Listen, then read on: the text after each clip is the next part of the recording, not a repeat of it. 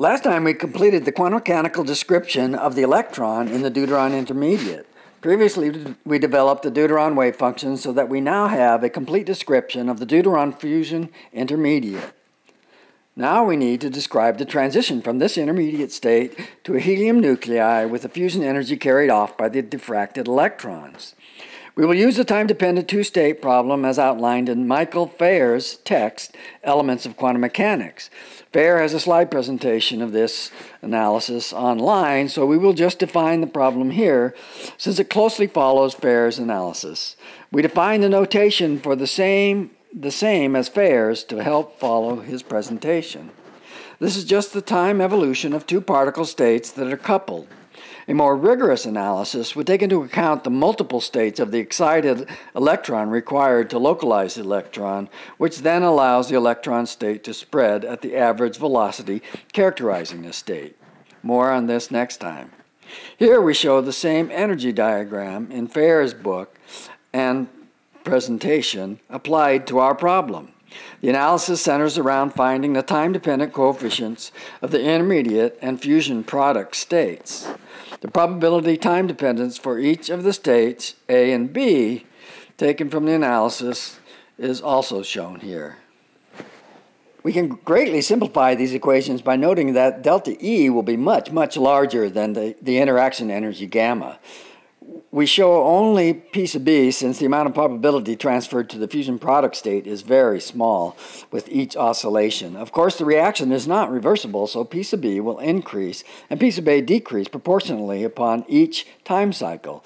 Since the amount of probability transferred on each oscillation is so small, we can accurately model this with a traditional exponential decay with a decay constant K as defined here.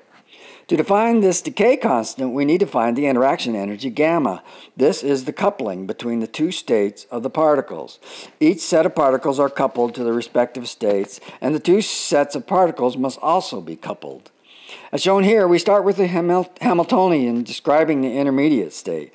Since the states of the deuteron and helium nuclei are orthogonal, this equation simplifies as shown. We can replace Fayer's notation with our particle states also shown.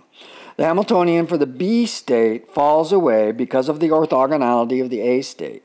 We can easily find the coupling of the deuterons with the product's fusion state since we have both of these wave functions, which after integration will give about 800 electron volts. It was fairly simple to find the coupling between the starting and final states of the deuterons, but where does the product state of the electron come from, and how is the electron physically coupled to the deuterons? We need to find the relation between the fusing deuterons and the energy imparted to the electrons going from the intermediate state to the excited product state. Given the intermediate state particle dynamics, this ends up being very simple. We start with two deuterons on the oscillating electron. We focus on the passing of the electron by one of the deuterons, as shown. As the electron approaches the deuteron and electron accelerate toward each other.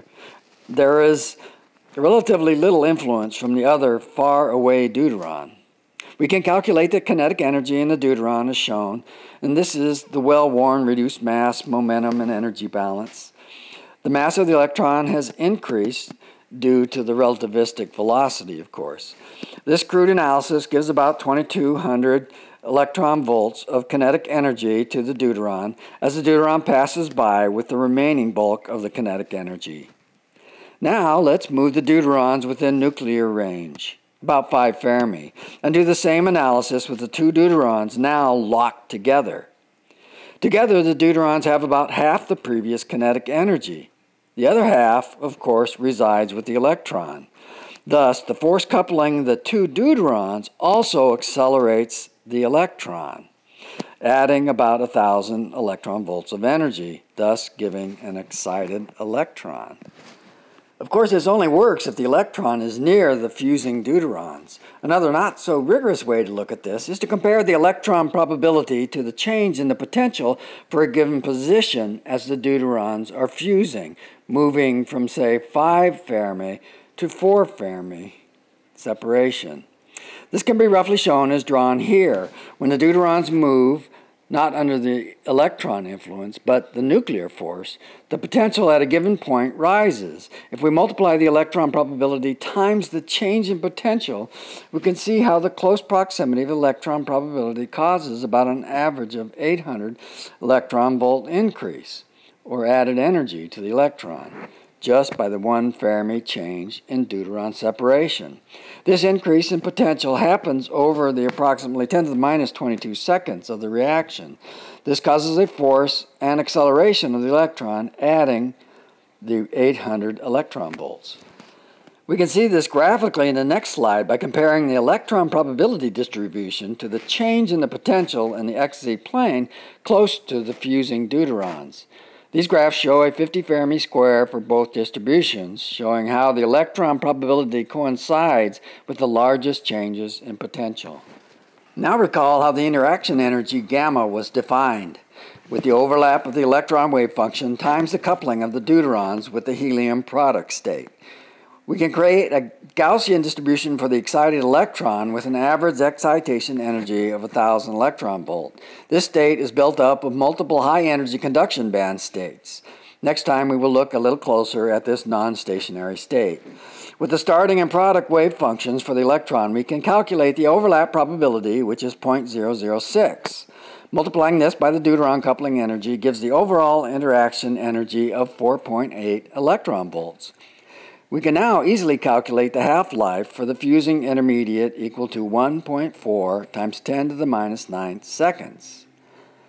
Next time, we will explore the simple origins of tritium from this reaction and why no neutrons.